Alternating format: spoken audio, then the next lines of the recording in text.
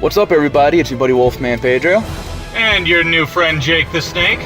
Yeah, we're actually just doing this new show that I've been wanting to do for a while, actually, because as you guys know, I'm a huge gamer. That's why this channel is first and foremost a Let's Play channel. But I want to add other shows and new content to it. So, welcome to the first episode of the Backseat Movie Review. Backseat Movie Review, Media Corner. We haven't quite figured out the name just yet. I like Backseat Movie Review. Though, if we're gonna keep. By the way, if you're hearing the engine in the background, that's because we just pretty much left the theater. So we are recording this on our way home. Yeah, that's why I like the name. Anyway, we're getting off topic. This is the first episode of the car movie review podcast, and we'll work on the name. We'll work on it. I'll figure it out. And yeah, we just actually, for our first episode, we just got out of Spider-Man Homecoming, fresh off the presses. My boy Spidey. My boy Spidey. It just got done. And yeah, quickie review. It was fucking great. It was amazing. It was amazing, like a spider, if you will. Amazing like a certain spider, but not quite ultimate yet.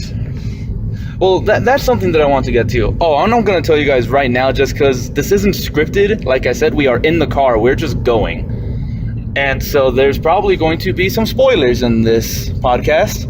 Quite a few, actually, because we just... Spoiler alert! Yeah, we just go.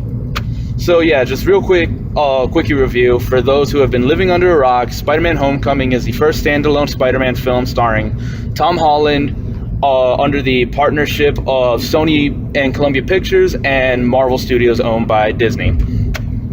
And yeah, that's pretty much all you need to know. It's not an origin story. It is a very young Peter Parker. This is maybe like his first couple months as Spider-Man, maybe first year.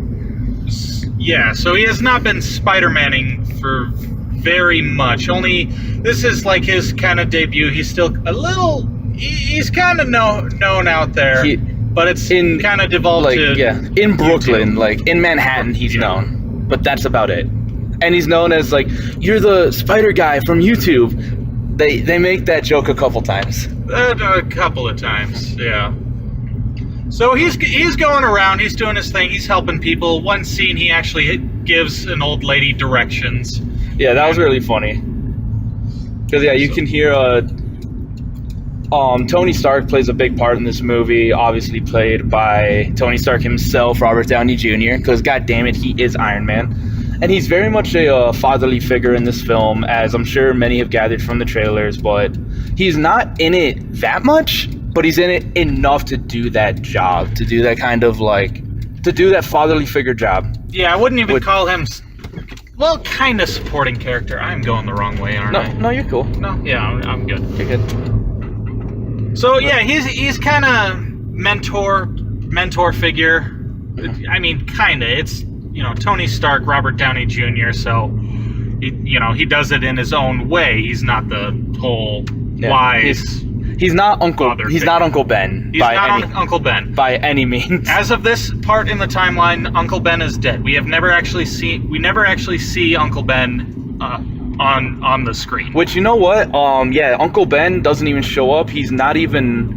They kind of refer to Uncle Ben in a minute. There's a scene where, like you see in the trailers, where Spider-Man, his friend, sees him when he's on the ceiling. And in that scene, the friend wants to go out and tell everyone, like, holy shit, guys, Peter Parker is fucking Spider-Man. Like, he wants it out there, and he keeps it very close to the chest. He says, no, don't tell anyone, especially don't tell my Aunt May, because, with everything that's happened lately in this last year, and he starts to break down a little bit, and it's like, oh, he's referring to Uncle Ben. And then there's a little bit of Uncle Ben stuff in Captain America Civil War, if you really need it. Like, squint. Yeah, like, he doesn't even... Again, the name does not come up, but they do kind of, like, their own rendition of before, like... Because of the situations that they're in, Peter got, like, mentorly advice. That was with great power comes great responsibility. They don't say that. Yeah, which they never really mentioned. But let's get down to brass tacks here. What do we like? what did they do well? What did we not like? Okay, yeah. Let's start with what we liked. What we liked. The costume is great. I fucking love the costume. Very well done. The eyes are very expressive. You can really feel the characters. Yeah. And just expression in general, which when it comes to CGI characters. Yeah, and to keep it with the character of Spider-Man himself, something else that I really enjoyed was the fact that Tom Holland, our baby boy Tom, was able to do something that neither Andrew Garfield or Tobey Maguire were able to do. And to me, that's Tobey Maguire was a great Peter Parker, a lackluster Spider-Man. Andrew Garfield was a great Spider-Man, not great at Peter Parker. Tom Holland sold me for both. I would agree with that. He did a great job. They introduced, Spider-Man's intelligence, how he's there's a scene where he's making his own web fluid in the chemistry class, and he hides it under his desk all quick. Yeah, and there's a couple of scenes, where he expresses his knowledge very well, which is a core part of Peter Parker's character, not just the bumbling teen going through high school, but the intelligent. Something to take part in that, because he's not dweeby in this by any means. He's not your stereotypical nerd. What he is very akin to it's what they tried to do for Andrew Garfield's Ultimate Spider-Man, because that's who they tried to do, but he didn't come off right. This came off as Ultimate Comics Peter Parker, with a little bit of spectacular Peter Parker in there. A little bit of spectacular Peter Parker. I thought they did it very well. I thought Tom Holland was very, very, very convincing. Yeah, but you know what? I don't think Tom Holland was the best part of this movie. That honor goes to Michael fucking Keaton as the Vulture. In my personal opinion, oh my God, he stole every scene that he was in. I would agree with that. Yeah, he was... We could keep going down this way, but okay. I kind of want to get onto the highway. That's fair. But yeah, Michael Keaton stole the show in this movie.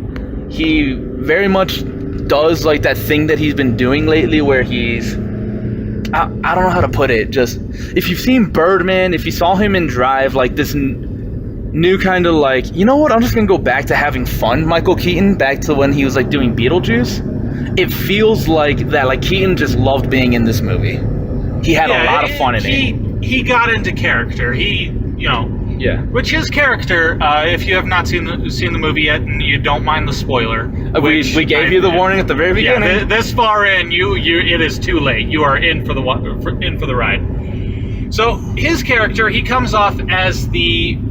Pretty much, if you saw the Tobey Maguire films, Sandman, the concerned dad who does crimes because that's the only way he can pay for. He's a morally validated villain. That's what they paint him as. He has his reasons. So see, for me, the Sandman was a father figure, or a father who had to become a villain, whereas in this one, Michael Keaton was more of a villain who's trying to be a father. Yeah, in this one, at the very beginning of the film, you see Michael Keaton and his crew. I guess they're salvage workers or something. They're a cleanup crew, basically. They're cleaning up the events of the first Avengers. All the Centauri, I think, right? Yeah. Centauri, aliens and everything, all their weapons, all the debris that they left behind. All the debris that is left behind, they had been contracted by the city to clean that up. And then in rolls basically a subdivision of S.H.I.E.L.D. of the U.S. government that's run by, you guessed it, Tony Stark, that they're we now have full control of this area, you and your men have to leave. And it's the first moment we see Michael Keaton's temper in this movie, because there's this guy... he's just... Smug asshole. A smug asshole motherfucker. That there's this lady, very uptight businesswoman, that she's I don't know what to tell you guys, because Keaton's trying to reason with her, we all have families to look after, this is how we pay the bills. And they made a point, too. Michael Keaton, at this point, he's not the Vulture yet. He's not the Vulture yet. So in this enterprise to clean up the city, he has sunk a lot of money into. Yeah. He has hired a new crew. He has gotten trucks. He has gotten equipment. So he has a lot riding on this going right. Yeah. So the Shield group coming in to ruin this it's huge. Worst case scenario. Yeah. And so then there's this smug asshole who goes, well, maybe you shouldn't have overextended. And he gets what I think is deserves a well-deserved punch to the fucking face by Michael Keaton. It's like well-deserved. Like, you can hear exactly. that this guy's pleading to keep this location, and all you can do is be a fucking asshole to him. Like, nah, you deserve that punch to the face. Yeah, you could tell that this guy was the bully in high school. He was the one behind the swirlies. Yeah. And so immediately it sets up that we understand why the Vulture does what he does. Yes. He makes a whole thing of S.H.I.E.L.D., Tony Stark, Captain America, the Avengers in general. That they're not looking out for the little guy. Yeah, that's why there's a whole monologue towards the climax of the film where it's him and Peter Parker, Spider-Man, because they have this moment. All right, these movies never have any real threat, I should say, because if you know the Marvel movies, it's like, you know, at the end of the day, Spidey's gonna win. Exactly. End of story. And so they somehow, to me, they do a good job that it doesn't feel like, oh, well, it's not like Spidey's gonna lose in this, but in 2 instances, it feels like a real threat. Everything feels good. Because you find out, and again, this is a spoiler alert, the main love interest in this movie turns out to be the daughter of the Vulture. And so there's this great scene in the car where where Michael Keaton, the Vulture, is figuring out from context of what Peter Parker and his daughter, whose name is Liz, are speaking in the background about, times that Peter Parker has been absent, that Spider-Man has been present, and he's beginning to put together. Okay, fuck this guy that's taking my daughter to prom, Spider-Man, who is my enemy. He does this, they do this thing where at first, Peter's not acting cool. He's, kind of eyeballing on the whole time. It's like, dude, just be cool. You don't want to break your secret. He is pale. But again, you can see how uncomfortable he is. How uncomfortable he is, which I like as well, because this is a very green Peter Parker. He has not been Spider-Man for a very long time. He's the definition of a greenhorn right now. Yes, so he's very unsubtle about it. Yeah, and so in the scene, it's like, Michael Keaton's character, he's just like, all right, well, this Peter kid's acting kind of weird, but whatever. He's probably just a nervous, weird, twitchy kid, whatever. He doesn't pay any mind to it until they get in the car and they start driving to the school's homecoming dance, hence the name Spider-Man Homecoming. And Michael Keaton, he sends his daughter into the dance, and so he can, quote unquote, have the dad talk with Peter. And this is after they've been talking in the car, oh, how was all these things? Yes. And you can see Michael Keaton's head turn, you can see the wheels turning, and he's like, oh shit, this kid's Spider-Man. Yep. So they have a scene after he sends his daughter into the homecoming where he turns to Peter Parker and says, basically, in a really threatening kind of way, does she know?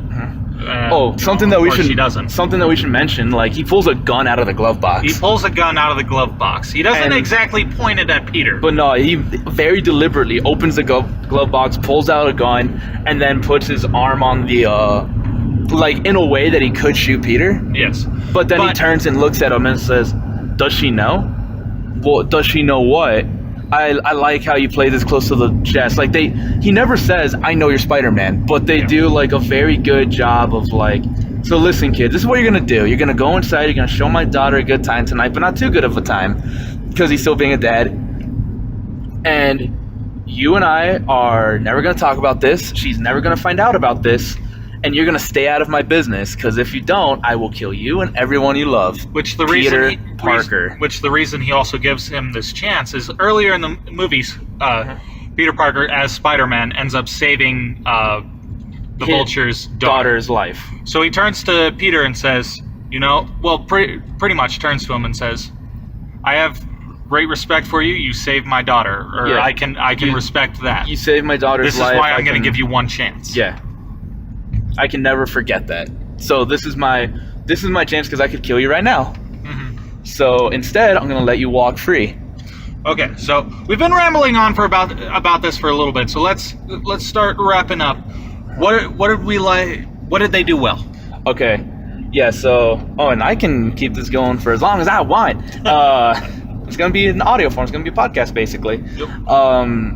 Yeah, so what they did well is they set up the Vulture extremely well. They all of like Marvel's little Easter eggs that they're famous for are perfectly played out. They had one of my favorite actors, one of my favorite people of all time, Donald Glover, that he plays Aaron Davis in this. For any comic fans who know Spider-Man, they know that Aaron Davis is the uncle of Miles Morales, the current Ultimate Spider-Man. And so that was a cool little Easter egg, and how it's like you find out he's a criminal and he has a nephew, so he wants to get all these super dangerous doomsday weapons out of the city too, even if that means he buys them and then sells them off again. And so that was a cool little Easter egg. They played a big part when it came to Spider-Man in this, which I thought, like, it added some levity. It was really cool. It shoehorned in the fact that this is a very green Spider-Man, and he's extremely cocky in this movie. He thinks he deserves more than what he's ready for. Yes, he is the what am I trying to say here? Here's the definition of, you know, someone trying to not be seen as a child anymore. Yeah, I'm not a kid anymore. Like, I can make my own decisions. And to do that, like, he has the suit that Iron Man gave him. And they find out in the film that it has a tracker in it, so that Happy Hogan, played by, God damn it, why is his name escaping me? You guys know who Happy is. You can look him up. His name has just totally escaped me. From the Iron Man movies, Tony Stark's male assistant, pretty much. 50-cent Frosties? Sure. Yeah, so you find out that he has been basically tracking Peter this whole time, that if he leaves New York or leaves his little quadrant, Happy always knows, and then Peter might get in trouble. So they're on their way to Maine. He uses the guys who are like, oh, that's where my school's decathlon's gonna be. So I'm going to Maine to compete in the decathlon with my school. Okay, well, that doesn't sound like too big of a deal, but just remember, I'm always watching you. Mm-hmm. So Peter and his friend, they go into the spider suit and they find the tracker in it, and they remove the tracking device. Because he goes, it's basically that, fuck you, I can do whatever I want. You can't tell me what to do. You know? You're not my real dad. You're not my real dad. And so then, as they're going into all these things, you find out that there's a lot of systems in the spider suit. That's a lot of elk. Right? Jesus. You find out that there's this system in the spider suit, or all these different systems. They are closed, buddy. Oh, shit. Okay, we'll turn around. Yeah. There's all these different systems in the spider suit that you find out are locked off, and then to add to that, like, oh, well, this sucks. We're turning around. Yep. Oopsies. I really hope I didn't ruin this bit of road shit. But yeah, you find out that the program that's basically locking Peter out of all of these cool abilities in his suit is called the Training Wheels program. So it just kind of shoehorns in that, like, you're not ready for this. You need your training wheels. And so Peter convinces his friend, like, hey man, you can be like my guy in the chair. You can be the monitor guy, the guy that always has his eyes out, looking out for whatever it is that I do. And so he agrees to disable all of the shit in the spider suit, so that Peter has full control of it. Only to find out later that there's another system that was turned on that has, whenever he has a suit on, it's just recording whatever he sees, which they call the baby monitor program. So, and you audibly hear him like, oh man, fucking come on. He don't say fucking, but more or less. More or less. He's just, come on, man. And so, yeah, this is very much a tale of, like, a very young Peter Parker trying to prove that he is ready to be an Avenger. Only to, like, at the very end of the movie, well, alright, not at the very end, there's a scene that's in the trailer where he's, like, pulling the ferry together, which is a really cool scene. That, Iron Man shows up and he takes the spider suit away. Basically says, you're not ready, that's mine to keep forever. Yep. You don't deserve the suit. And of course Tom Holland goes, I'm nothing without the suit. And for Tony, that just drives it home. If he can't do this without the special suit, then you don't deserve to have it. Yep. If you're nothing without the suit, you don't deserve it. And so then we get to one of the most climactic scenes. It's like during the climax of the movie, where He puts on his like grungy old spider suit that he made that you see for just a second in Civil War, and he puts it on and plays a pretty big part in this particular movie, where that's now all that he has. So he puts that on. It's right after he gets dropped off for the homecoming dance with the girl he likes, Liz, and because he knows that her dad, Michael Keaton, the Vulture, is about to do something big. And so he decides for himself, I can't let this happen. I have the power to do something about this, and this is gonna hurt because I have to leave the girl that I like, and it is her dad. But I have to do what I have to do. So he grabs the old grungy Spidey suit and is ready to go fight him off. Which, another thing I really like about this is they really show off Spider-Man's super strength. Yeah. In this scene where he's grabbing the old suit, yeah, he lifts up an entire like just the whole like the rack of lockers. The rack of lockers. I didn't even know those came out. So he lifts up the entire rack of lockers to grab his thing, which you know in Tobey Maguire's and Andrew Garfield's you never really see when they're as Spider-Man the super strength. Yeah. So it's never really shown off. Like they show it, but they never put that big. Yeah, well, they never put the emphasis. They do Tobey Maguire, in my opinion, really well in one scene, and that's in that very awesomely done Spider-Man 2 scene where he stops the train. Yes. Andrew Garfield never showed that level of strength. I think Tom Holland showed that he surpasses that level of strength. Because the way that he shows that he surpasses it, he's having his conflict with the Vulture before the Vulture's even in his suit, and he's like way too calm, cool, and collected. Like Parker should have known something was up.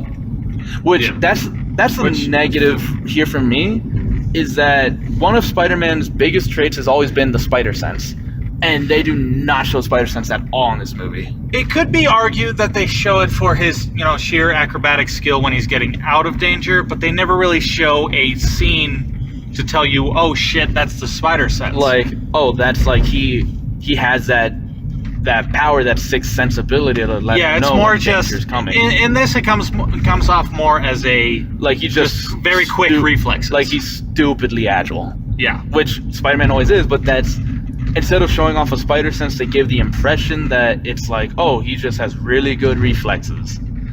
Yep. Which I would have, even if it just one point when maybe he was about to get hit by something, was able to dodge it. And they did one of those, like just slow down and those higher sense scenes where like slows down everything. Even just one to confirm, like, okay, there's his spider sense. It's like, yeah, that would have been awesome.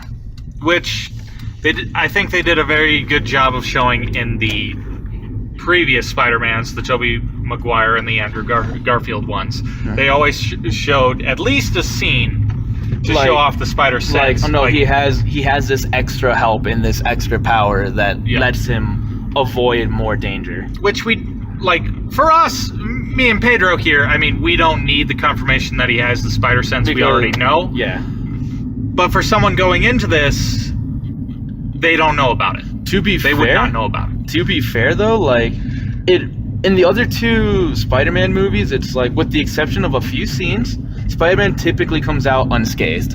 Like, he's always good. Yeah. Tom Holland gets his ass whooped in this movie. He does. On multiple occasions. Yes.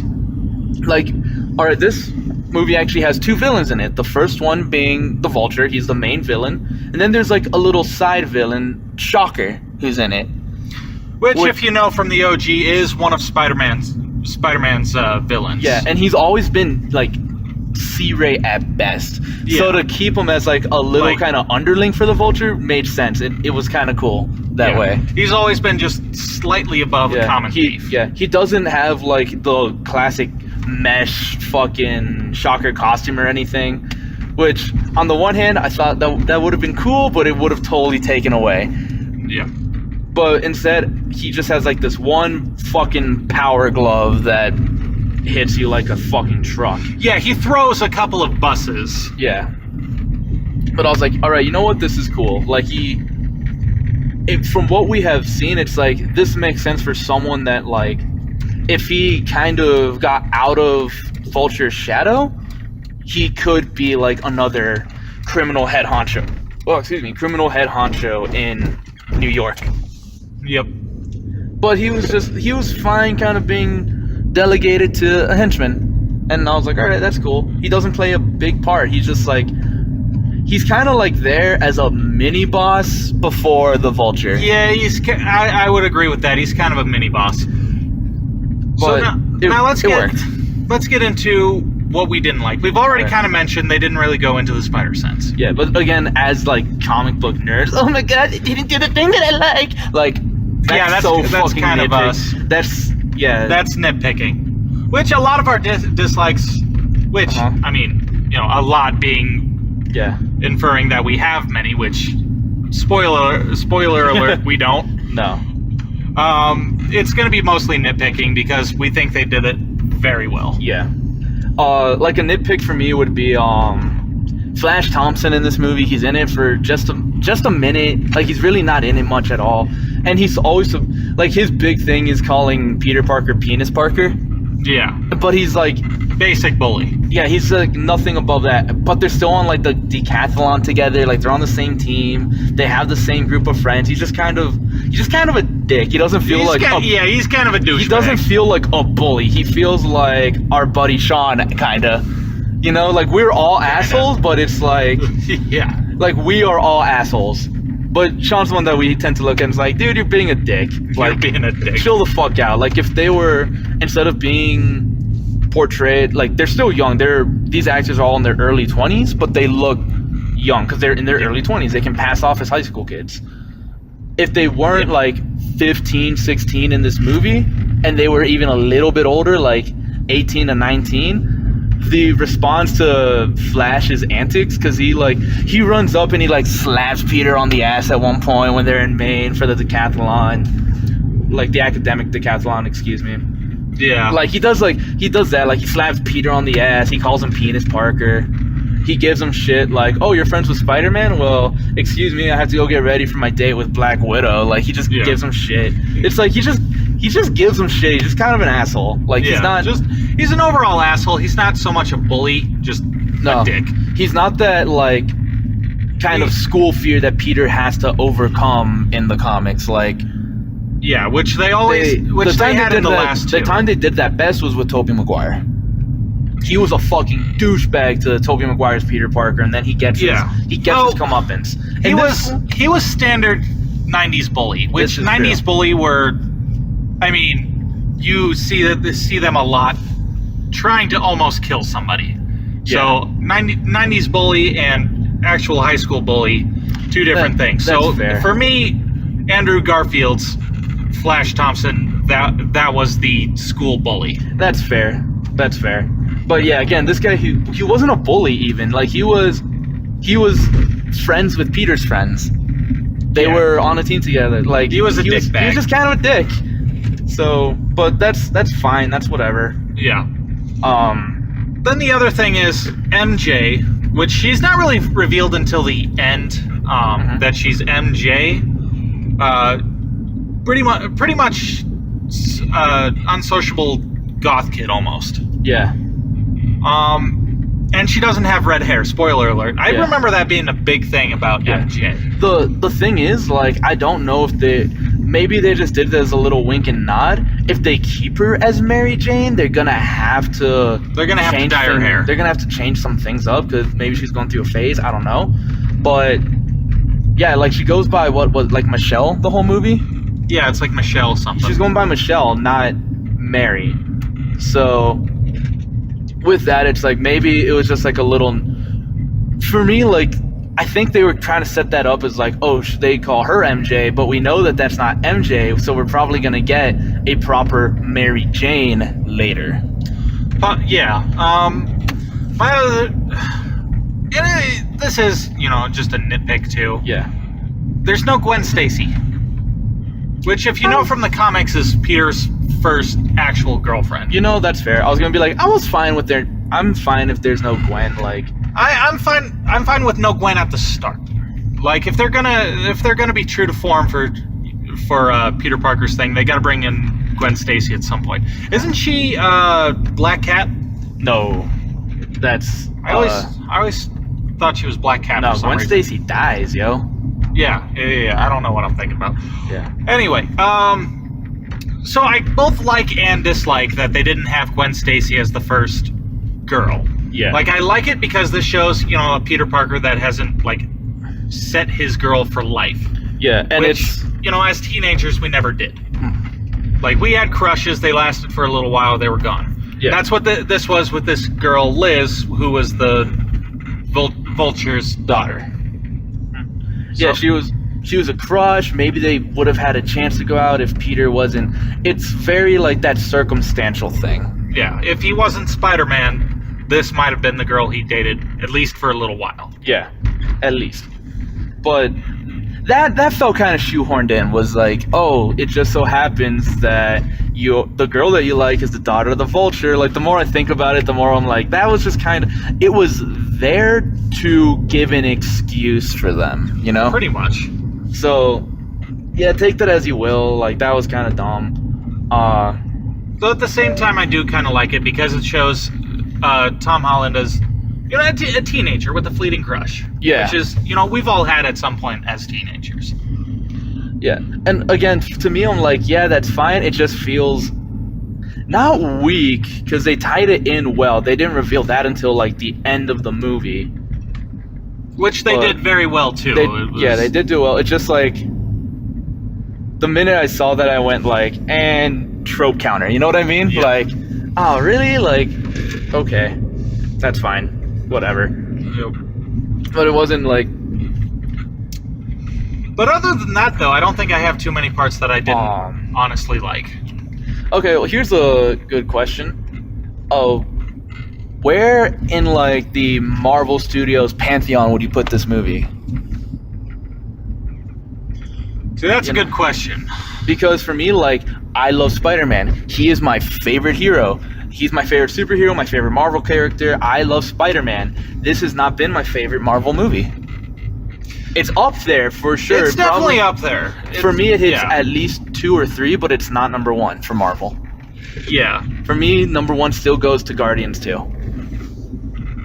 I'm gonna have to say probably Guardians 1 for me. Okay. Just because I had a couple of nitpicks about Guardians 2, but Guardians 2. whereas Guardians 1 was my introduction into the series. Yeah. But yeah, I fucking love this movie. They did do a good job showing how this very early Spider-Man, he's basically regulated to neighborhood watch for a while. Yeah. He's the friendly neighborhood Spider-Man. Yeah, and they say that a couple of times. Yeah, I think we mentioned this earlier. He helps this old Puerto Rican woman find her way and around she buys the city. him a churro. She buys him a churro. Just cute stuff like that. Yeah. He's in the friendly neighborhood Spider-Man, not the stop world events Spider-Man. There's in the very end credits, not in the end credits scene, but during the credits at the end, when it's all stylized before they do just the black screen roll, it's to the music of Blitzkrieg Bob, which is very appropriate for this film. It's very young, it's very high energy, it's a very I know what I'm doing, Dad, Peter Parker. Yep. And he is witty, he is sarcastic. He's not too sarcastic, but he is snarky. He is snarky. He's a talker. Yeah, which plays into why we thought he was both a good Peter Parker and a good Spider-Man. There's actually a scene a lot of it's in the trailers where he's hey, you guys aren't the Avengers, and it is slightly different. But you see him he very quietly enters that ATM vault that they're all in. He's trying to set up his cool guy pose. Yeah, he's trying with everyone all the bad guys all distracted, he closes the door all quiet behind him. He's he's just trying out almost casually, honestly, which I thought was hilarious. And he's trying out all these different poses. All right, when I get their attention, I have to look cool. Very, very teenagery, which I thought was really, really cool. Yeah, it was very funny. The movie was funny. It was, yeah, it definitely had parts where it was It had its action, and it did surprise me with its humor, and it also surprised me that it was more heartfelt than I thought it would be. It was. There weren't that many heartfelt moments necessarily, but when they were there, they struck. They did them well. Yeah, it was for the most part a lighthearted boy tries to find his way in the world. Yeah, it's very much like a growing up type of movie. Yes. This is a young guy trying to grow up. So it's mostly focused on Peter Parker bumbling as his first couple of months as Spider-Man. Yeah. It's this movie is very much a very good allegory for like puberty, I would say. Yeah. They even make jokes about it, like Aunt May at one point is like, oh, well, I know that your body's changing. Aunt May, what the fuck? Yep. They play a lot into how attractive Aunt May is in this movie. Yeah, pretty much everyone is going on about how she's so attractive. The first half of the film, anytime there's an older male who asks about his Aunt May or mentions Aunt May whatsoever, they just go off on like, yeah, she's like the hot Italian woman. He goes into a sandwich shop at one point around the beginning of the film, where this guy he thinks he's in the good because he's speaking Italian, and he's like, yeah, like, oh yeah, Parker's Aunt May, she's like that hot Italian woman. The sexy Italian one that comes in. And then Peter, in Italian, responds with, how's your daughter doing? It was, like, that shit was funny. Like, I was like, that's extremely, like... This is a more ultimate, spectacular Peter Parker. So he's not, like, super gun-shy like Amazing Peter Parker is. Yeah. I mean, Amazing Peter Parker, he gets more open later, but that's, like, when he's out of school. From the get-go, like, Ultimate Peter Parker was always kind of, like, sassy and sarcastic and shit. And like just that little scene immediately for me cemented, like, okay, this is a Peter that he might be like shy around girls and stuff because again he's going through puberty and all that, but he's not the dweeby in the corner like, oh no one likes me guy. Like he wasn't a blubbery, whiny Peter Parker like Tobey Maguire was. I'm sorry, I did not like Tobey Maguire as Spider-Man. I did not. Yeah. No, he felt real. Like, he felt like a proper fucking character. Yes. Which, again, for the most part, everyone did. Like, or like a proper person. Like, he wasn't... Yeah, like, again, like, not everyone, like, Flash, again, he just kind of delegated to being a dick. Yeah. His friend was, in all fairness, as much as I loved his friend, whose name I cannot remember, because he's just like the nerdy fat friend who always has your back. The nerdy fat, yeah. That's who he is, to the fucking T. He is like every other Samwise character that has come out since Lord of the Rings, but with like funnier and more lighthearted and like, all right, you're awesome. Yeah. So, actually, yeah, I think earlier we were saying like, oh, all the characters are really good. There's two characters who are really good, and that's Peter Parker and the Vulture. The Vulture, yeah. Yep. And Iron Man when he shows up. When he's there, Iron Man's cool. Yeah. I think that might be Linney. That's probably Linney. Yeah. All right, to wrap it up. Yeah. It was a very good movie. It was a fun ride. We quite enjoyed it. I absolutely... Oh, would you call it a... wait for sale, wait for rent, buy, or go see in theaters? A mix of any of them? I would say a mix of see it in theaters, and probably I'm gonna buy it when it comes out. And I agree. Again, it's not my favorite Marvel movie to date, but it's really close. I really like it. It was really good. It was a good stepping stone for what is to come with Spider-Man. Yes, it was a good introductory film. It was a good introductory film beyond like the 20 minutes we get in Civil War. Yes. It built on that. It didn't go too far in. They wanted to really shoehorn in that this is a very green Peter Parker.